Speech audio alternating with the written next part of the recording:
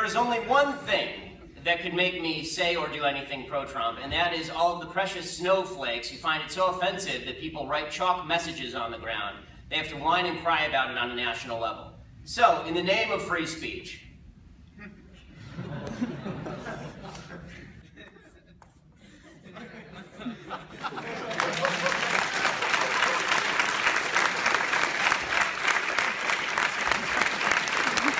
Ben, who wins this fight? well, America loses. I mean, to call this election cycle a dumpster fire is far too cruel to dumpster fires, which at least destroy garbage rather than making them president. I mean, the problem here is that every attack that Hillary leverages against Trump on his lack of foreign policy knowledge, experience, and basic common sense can be doubly true of her. Watch list, but the Democrats don't get to run the chamber just because they're sitting there on their fat cans, unable to get up. I'm sorry, but this is not how the process works. It's hilarious to me that when Barack Obama controlled both chambers of Congress, he didn't bring any of these gun control bills forward. Now that they're in the minority, they want to run on these issues, so they're going to sit there and they're going to pretend that they're doing something noble by not getting up. I mean, my working theory is that they actually can't get up. I mean, they're all over the age of 80, apparently. I mean, as far as personality types, and when you say there are two different types of personality, I think that's kind of both of them. I think that Donald Trump has the personality of the drunk uncle who doesn't drink, and Hillary Clinton is more robotic than anybody in the history of presidential politics. I mean, you can almost hear the beeps and the boops emanating from her mouth every time she talks. The reality of the situation is that the economy grows because people engage in consensual transactions, and people invent new things in order to engage in more of those consensual transactions. That's not an impoverishing thing. The truth is that socialism is the most selfish philosophy on planet Earth because it is based on the essential concept that I am breathing, therefore I deserve. Capitalism is, in essence, forced altruism, because if I don't give you something that you want, then I will starve. If I don't give you something that you want, then I will starve, because it is based on consent, whereas socialism is based inherently on force. This election pits two of the most unpopular people in the country against each other. Hillary Clinton, who is a lifelong corrupt criminal, a pathetically self-serving, ambitious, vile rapist defender, a congenital liar, a felon, who despises founding principles and traditional notions of decency, against Donald Trump, who's an arrogant, irreligious, anti-constitutional, ignorant big government ad hoc panderer who gave Hillary money. And this is how the Occupy Wall Street movement thinks. This is a group of people who graduated with degrees in lesbian dance theory and then were surprised when they didn't get a six-figure paycheck out of college. I mean, this is, unfortunately, they were getting a paycheck consummate with their education level. The problem is that if you have to be productive in a capitalist society in order to earn anything. And this is, unfortunately, a lazy generation, a generation that expects things. And ignorant and communist is no way to go through life. And I'm someone that believes that certainly the child, unborn child, has rights. I believe that the mother has rights. I simply happen to be a person, and some believe that those mothers' rights deem to usurp those rights. But certainly it's not to disrespect. In what world would any of my rights allow me to kill another human being? Well, quick personal aside. I was on CNN, this would have been about 6 months ago, and I was on CNN to discuss Caitlyn Jenner being given the Heroism Award by ESPN, because our definition of heroism has shifted a little bit since Normandy. It's absolute nonsense, Peter. My position on Israel was made clear in the 2013 column, and to call me equivalent with people who are murdering Jews is insanity. It's beyond insulting. And if there's anybody who's emboldening Hamas to kill more children, it is you, because it is your policies which have emboldened Hamas. They know that people like you are going to get on American television and talk about how the Palestinians are meek victims, and whenever they fire rockets, it can be justified by Israeli policy. Hamas celebrates every moment you're on television, Peter. Percent of black families have zero or negative wealth. White family worth, in terms of financial worth, is 69 times more than that of black families. Given this disparity, how can you argue that racism is not a driving factor in income inequality? Because it has nothing to do with race and everything to do with culture. And when you have a culture that doesn't... You know what? Explain to me. You explain to me why black kids aren't graduating high school. Explain that one to me. Explain to me why black kids are shooting each other in rates significantly higher than whites are shooting each other. Explain to me why 13% of the population is responsible for 50% of the murder. Explain to me why the number of black kids in prison, not for innocent reasons, not for walking down the street and getting pulled into a prison, is so high. Explain, if it has nothing to do with culture, explain to me why the single motherhood rate in the black community jumped from 20% to 70% in the same course of time that the civil rights movement has made such tremendous strides. Is America more racist now than it was in 1960? And if it is, please explain to me how that happened. I think the reason that it's about left and right here is because fundamentally the right believes that the basis for the Second Amendment, and they believe in the Second Amendment, the basis for the Second Amendment is not really about self-defense and it's not about hunting. It is about resistance to government tyranny. That's what the founders said, and that's what the right believes in this country. Which tyranny are you fearing yourself? I fear the possibility of a tyranny rising in this country in the next 50 to 100 years. Let me tell you something, Piers. The fact that my grandparents and great-grandparents in Europe didn't fear that is why they are now ashes in Europe. So this kind of leftist revisionist history, where there's never any fear of democracy going usurpacious or tyrannical, is just that. It's fictitious. Relationship between employer and employee, and I think this is really the root of the morality of minimum wage when it comes down to it. And in two sentences here is that I would never force an employee to work for an employer at a given wage. That violates the 13th Amendment and constitutes slavery or indentured servitude. By the same token, I would never force an employer to pay a given wage to an employee, because that is a lack of consent on the part of the employer and violates basic principles of fairness as well as freedom. You to consider, you can believe what you want, but I would ask you to consider this.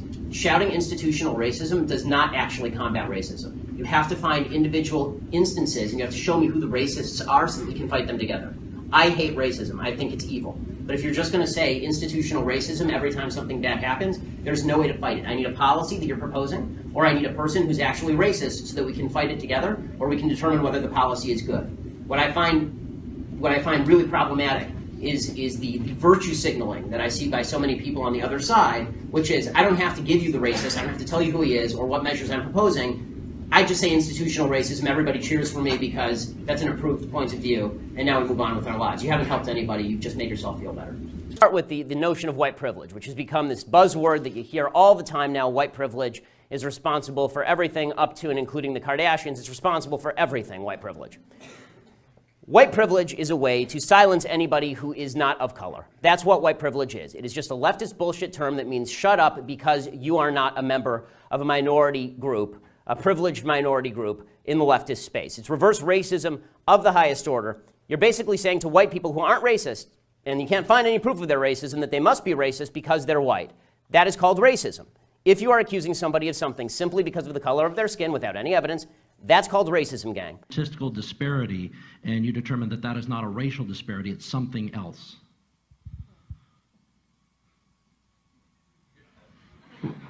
Well, we can return to it. That's okay too. Ben, do you want to? Yes, it's called evidence of racism. When there is no evidence of racism, it's probably not racism. When there is actual evidence of racism, it's probably racism. And the fact that everybody jumps from there's inequality and therefore there is inequity, just because there's inequality does not mean there was inequity. I'm just saying that you're going to have sexists, you're going to have racists, you're going to have all this stuff. I mean, I'm just saying that... I agree it exists, but the problem that I'm seeing, and this is the problem with the general conversation, is that there's no solution in simply saying there's racism out there. How does that solve anything? I mean, when you talk about there's institutional racism, what does that mean? Show me a law that is racist in intent, and we will agree. Show me a police officer who commits a racist act like we saw in South Carolina, right, where a police officer shot a black man running away and it was obviously unjustified, and I will agree. But you need... The idea that you can craft a narrative based on no racism because it just must be somewhere out there in the ether, that doesn't solve problems for anybody and creates more problems for people because now they grow up in a milieu and an environment where they are told that every obstacle they face is from some shadowy, nameless, faceless group who's out to get them simply because of the color of their skin. They'll never succeed in that environment. As far as the notion that climate change is more important than terrorism or the economy or any of this other stuff, like, you know, this is Paul Krugman wrote a column yesterday saying exactly this. He said, Paris is bad, but we should really keep our eye on the ball, climate change. And I mean, you have to be highly educated to be this stupid. Well, I mean, of course one government policy leads to the next. If you raise the minimum wage, then it's going to raise the rents. When it raises the rents, you're going to have to build affordable housing. When you have to build affordable housing, you have to tax people to build the affordable housing. When you tax people to build the affordable housing, people move out of the city, and you have to raise taxes on the people who remain in the city, and this is how you hollow out the economy of a major metropolitan area in the United States.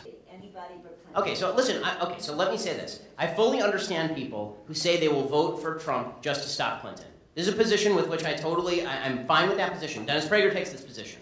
But people who are talking up Trump or minimizing the problem Trump can be in order to arrive at this conclusion are doing themselves and everybody else a grave disservice. And I think you're doing a disservice by turning people away from Trump. Well, I'm sure Trump supporters believe that. I mean, that's not a shock to me. Okay, so listen, again, you want to vote for Trump to stop Clinton. I've said, I think for the next 4 years, there's a good shot that Trump will be better than Clinton. I don't know that because nobody knows that, because until 5 minutes ago, he didn't hold any of the policy positions he now holds, and he won't be holding them 5 minutes from now. Okay, Donald Trump has shifted on every major policy position of this campaign, up to and including the wall, which he now says is an opening bargaining position. Do you want Hillary Clinton as president? No, I don't. I want both of them to be cast adrift in a boat, but the fact is that the question in Hobby Lobby is whose freedom is being infringed upon. Employees' freedom is not infringed upon when they enter into a consensual relationship with an employer that includes certain types of health care. Not consensual. Of course it is. They can quit. Who is forcing them? Where is the gun? Huh? Where is the gun? Who is forcing them? Where is the chain? Who is locking them to their desk? Stop with the gun language. The reason that I use the gun language is because it is vitally important for people to understand that every government measure at the end of the day it must be compelled by force. That's what government measures are for. There is a vast difference, a huge difference in terms of personal liberty and freedom between the government compelling behavior and a company saying that we are not going to provide certain types of coverage, and if you don't like that, you can quit or buy your own coverage. There's a vast difference. Well, what I do is I assume that I'm going to get a certain set of questions from folks like you, Brian, that I generally do get, and with all the veiled implications therein. Don't you feel persecuted when you go on a leftist network? The implication, of course, being that I see myself as a victim. Don't you feel like when you come on a leftist network and you're being attacked that maybe it's because, you know, you're just a little bit intolerant? These are usually the way these conversations go. So, you know, I'm glad, Brian, that you haven't done all of those things. You've done some of them. But have you guys ever met or spoken before? No, I haven't. And I'd like to just ask Mr. Sharpton exactly why he's not paying for the Swan and Browley case, and also why he incited riots against Jews in Crown Heights. Oh, Ben. Here's the truth. The left is more dangerous than ISIS. The reason the left is more dangerous than ISIS is because ISIS can't succeed without their appeasement and help. Right? ISIS, President Obama was wrong when he labeled them the JV team because he promptly made them the non-JV team. Right? The fact is that the left is behind the rise of ISIS. Right? It doesn't matter. They can't destroy us without the left helping them along. They can't. They can't without the left pretending radical Islam doesn't exist or releasing transcripts of jihadist phone calls with the religion and Allah omitted. Right? They can't destroy us without Obama removing troops from Iraq and slashing the military, or Hillary Clinton declaring war in Libya and then leaving Americans to die in Benghazi because she's a vicious pile of nastiness piled 5'7" high. Right? The fact is that the left, if you're not fighting the left, you're doing it wrong. So if we say that ISIS is our worst enemy, that's not true. Leftism is our worst enemy because they're the ones who are going to allow ISIS to win. Health insurance is an earned benefit. It's not given for free to employees. They earn it. Should your employer be able to decide how you spend your money? Hold up. Hold on. One second. Earned from whom? Okay, I may think that I earn twice the salary that I get from this radio station. That doesn't mean that I have an earned benefit from the radio station for twice what they're willing to pay me. It's always a consensual relationship. You pay for your health care. Well, first of all, I do because it was negotiated in the contract that I signed, in which I voluntarily engaged. And if I don't like that, I can quit tomorrow. Time for the right to fight. Yeah. No, but you read his column. Evidence. All this is screaming and feelings. How about like a shred of evidence? It was he kicked off his presidential campaign by saying basically he was pitching to the racists in the South, to the I don't know who I'm being asked to defend here or why I'm being asked to defend them. I'm not a member of John McCain's staff. This is the antithesis this was Ronald Reagan. This is the antithesis of social justice, is dog whistle calls to bigots, basically. But well, what does this have to do with anything that I'm talking about? Well, everybody's a victim, right? Everybody's always a victim of profiling, whatever the circumstance, and President Obama buys into it right away, no questions asked, invites kids to the White House, and then it got a little bit awkward tonight. It was unclear whether the president was going to meet with him. He sort of met with him very briefly, didn't really meet, took a photo with him in passing, and that was a bit of a downgrade from the big event, the star-studded event that we expected between the president and Ahmed Mohammed, where the president was going to knight him, give him the Order of Merit, and also declare him the greatest scientist since Isaac Newton. Well, you will need, in the next few years, it says, you will need to have weapons to take on your own government. I don't believe in the next few years. I believe that there is always the possibility of government tyranny. I don't see that happening in the next couple of years. I do think, Piers, I have to say, I think the reason that there are so many folks who are talking about the possibility of government tyranny is threefold, really. It's the Obama administration's increasing reliance on big government, and that I think threatens some people. I think that it is folks like Alex Jones who do this routine where every time they shut down a city like Boston because of a terrorist attack, it's the end of the world and military laws at hand. And honestly, I think part of it is due to folks like you, Piers, because, you know, you go out of your way to really give the impression that you're interested in taking away people's fundamental right to bear arms, and I think that scares a lot of folks. Well, no, I'm not. And the final thing is that we have to not let Democrats get away with this nonsense that we don't care about black people. We have to actually say, no, it's Democrats who clearly don't care about black people, which is why they don't give a crap when black people shoot each other in Chicago in massive numbers, and they don't give a crap when people live in South LA in absolute abject poverty, so long as they keep getting elected, because they're a bunch of scurrilous politicians who only care about their own paycheck.